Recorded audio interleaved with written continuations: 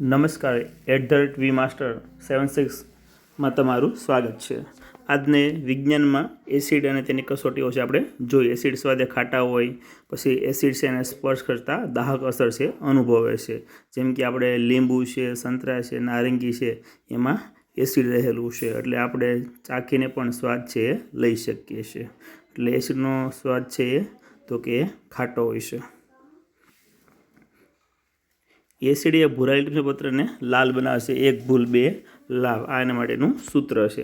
એટલે પાણીમાં S+ ion ઉત્પન્ન કરે તો એ એસિડ હોય। પછી એમાં રંગ પરિવર્તન જોઈએ, નારંગી રંગ છે, નારંગીથી લાલ રંગમાં ફેરફાર થાય, એટલે ટૂંકમાં બેઝ અને ફિનોપ્થેલિન વચ્ચે પ્રક્રિયા થતી ગુલાબી રંગ છે આપણને મળે છે। એટલે નીચે તમે જોઈ શકો છો મિથાઇલ ઓરેન્જ, એનાથી તો કે એસિડમાં નાખીએ તો આપણે લાલ રંગ મળે છે। એસિડમાં S+ આયન હોય છે, જે ઉપર તમને પાણીમાં બતાવ્યું છે। એટલે અહીંયા એક એસિડ લીધો છે HCl, તો S+ ને Cl માઇનસ આયન, એટલે દ્રાવણની અંદર S+ આયન રહેલું છે। તો અહીંયા આપણે જોઈએ કે એસિડ અને મિક્સરમાં આપણે કોઈ એસિડ લેશું, ક્રિયાઓ છે આપણે ઉદાહરણ તરીકે આપણે અહીંયા હાઇડ્રોક્લોરિક એસિડ છે, હાઇડ્રોક્લોરિક એસિડ લીધી છે। એસિડ માટેની આપણે કસોટીઓ છે, કૃત્રિમ સૂચકમાં આપણે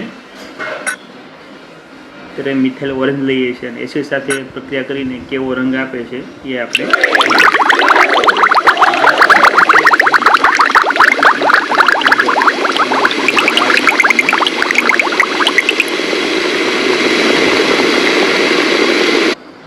તો એસિડ અને મિથાઇલ ઓરેન્જ વિશે પ્રક્રિયા થઈને એસિડમાં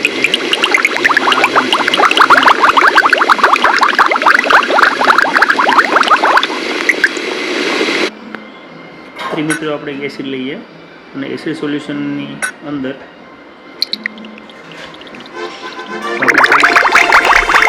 બીજો સૂચક ઇન્ડિકેટર છે ઉમેરી છે।